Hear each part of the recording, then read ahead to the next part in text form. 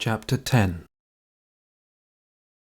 Why Men Are Not Men. Beelzebub sighed deeply and continued to speak as follows. After the actualizing on this planet of the Ilnosopanian process, 1 year, by objective time calculation, passed. During this period there had gradually been coordinated on this planet also the corresponding processes for the involution and evolution of everything arising there. And of course there began gradually to be crystallized in the three-brained beings there the corresponding data for the acquisition of objective reason. In short, on this planet also everything had then already begun to proceed in the usual normal order. And therefore, my boy, if the Most High Commission under the supreme direction of the same Archangel Sakaki had not, at the end of a year, gone there again, perhaps all the subsequent misunderstandings connected with the three-brained beings arising on that ill-fated planet might not have occurred.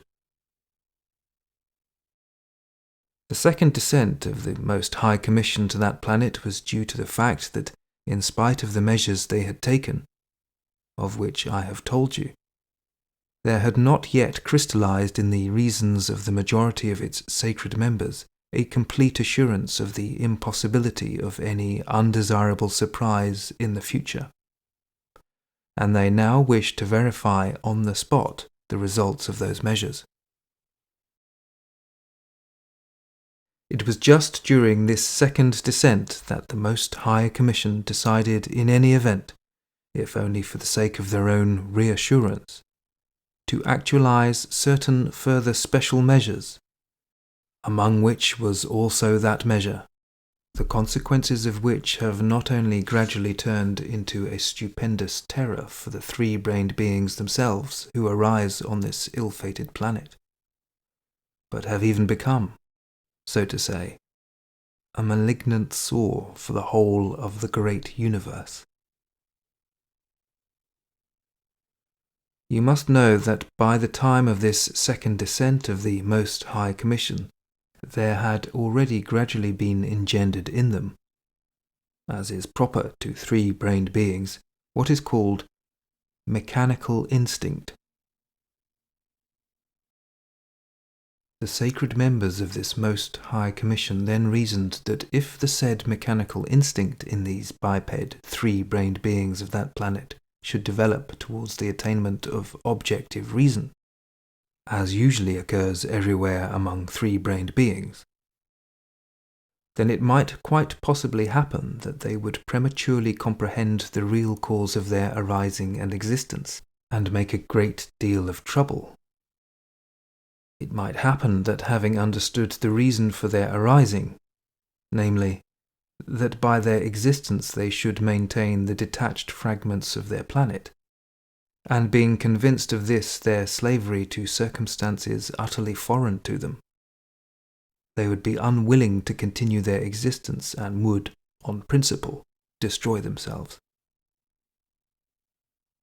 So, my boy, in view of this, the Most High Commission then decided, among other things, provisionally to implant into the common presences of the three-brained beings there a special organ with a property such that, first, they should perceive reality topsy-turvy, and, secondly, that every repeated impression from outside should crystallize in them data which would engender factors for evoking in them sensations of pleasure and enjoyment.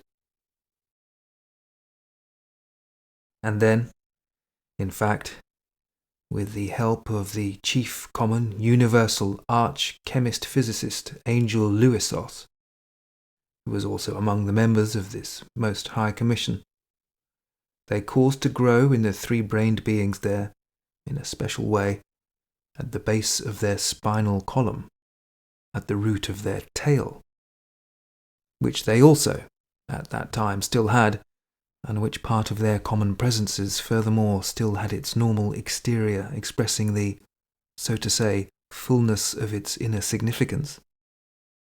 A something which assisted the arising of the said properties in them. And this something they then first called the organ Kunderbuffer. Having made this organ grow in the presences of the three-brained beings, and having seen that it would work, the Most High Commission, consisting of sacred individuals headed by the Archangel Sakaki, reassured and with good consciences, returned to the center. While there, on the planet Earth which has taken your fancy, the action of this astonishing and exceedingly ingenious invention began from the first day to develop, and developed, as the wise Mullah Nasiruddin would say, like a Jericho trumpet in crescendo. Now, in order that you may have at least an approximate understanding of the results of the properties of the organ devised and actualized by the incomparable angel Luisos, blessed be his name to all eternity, it is indispensable that you should know about the various manifestations of the three-brained beings of that planet, not only during the period when this organ Kunderbuffer existed in their presences, but also during the later periods when, although this astonishing organ and its properties had been destroyed in them, nevertheless, owing to many causes, the consequences of its properties had begun to be crystallized in their presences. But this I will explain to you later. Meanwhile, you must note that there was still a third descent of that Most High Commission to that planet. 3 years later, according to objective time calculations. But this time it was under the direction of the most great Arch-Seraph Sevotatra, the most great Archangel Sakaki having, in the meantime, become worthy to become the divine individual he now is, namely, one of the 4 quarter maintainers of the whole universe. And during just this third descent there, when it was made clear by the thorough investigations of the sacred members of this third Most High Commission that for the maintenance of the existence of those said detached fragments there was no longer any need to continue to actualize the deliberately taken anticipatory measures, then among the other measures there was also destroyed, with the help of the same arch-chemist-physicist Angel Luisos, in the presences of the three-brained beings there, the said organ Kunderbuffer with all its astonishing properties. But let us return to the tale I began. Now listen. When our confusion, caused by the recent catastrophe that had menaced that whole solar system, had passed off, we slowly, after this unexpected interruption, resumed the settlement of our new place on the planet Mars. Little by little we all of us made ourselves familiar with the local nature and adapted ourselves to the existing conditions. As I have already said, many of us definitely settled down on the planet Mars, and others, by the ship Occasion, which had been put at the disposal of the beings of our tribe for interplanetary communication, either went or prepared to go to exist on other planets of the same solar system. But I, with my kinsmen and some of my near attendants, remained to exist on that planet Mars. Yes, I must note that by the time to which my tale refers, my first Tescuano had already been set up in the observatory which I had constructed on the planet Mars, and I was just then devoting myself entirely to the further organization and development of this observatory of mine. for the more detailed observation of the remote concentrations of our great universe and of the planets of this solar system. Among the objects of my observations, then, was also this planet Earth. Time passed. The process of existence on this planet also began gradually to be established, and it seemed, from all appearances, that the process of existence was proceeding there just as on all other planets.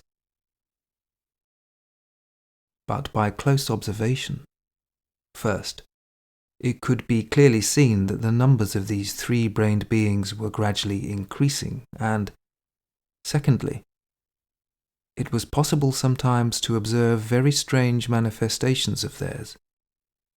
That is, from time to time they did something which was never done by three-brained beings on other planets. Namely, they would suddenly, without rhyme or reason, begin destroying one another's existence. Sometimes this destruction of one another's existence proceeded there not in one region alone, but in several, and would last not just one Dianosk, but many Dianosks, and sometimes even for whole Ornakras. Dianosk signifies day. Ornakra signifies month. It was sometimes very noticeable also that from this horrible process of theirs, their numbers rapidly diminished. But on the other hand, during other periods, when there was a lull in these processes, their numbers also very noticeably increased.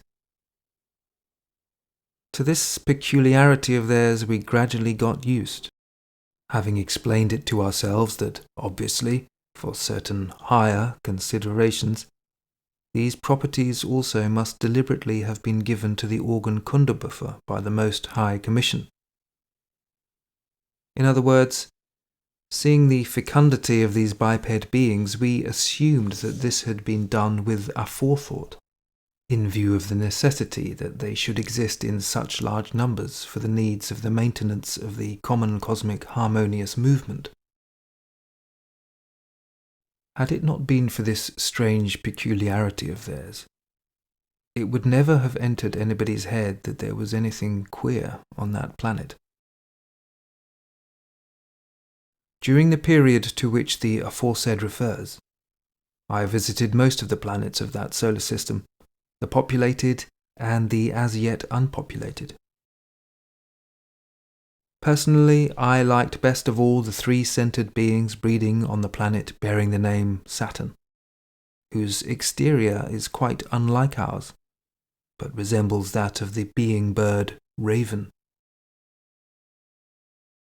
It is interesting, by the way, to remark that for some reason or other, the form of being bird raven breeds not only on almost all the planets of this solar system, but also on most of those other planets of the whole of our great universe upon which beings of various brain systems arise and are coated with planetary bodies of different forms. The verbal intercourse of these beings, ravens, of that planet Saturn is something like ours. But in regards to their utterance, it is in my opinion the most beautiful of any I have ever heard. It can be compared to the singing of our best singers when with all their being they sing in a minor key. And as for their relations with others, I don't even know how to describe them, can be known only by existing among them and by experiencing them oneself. All that can be said is that these bird beings have hearts exactly like those of the angels nearest our endless Maker and Creator. They exist strictly according to the 9th commandment of our Creator, namely, do unto another's as you would do unto your own. Later, I must certainly tell you much more in detail about those three-brained beings also, who arise and exist on the planet Saturn.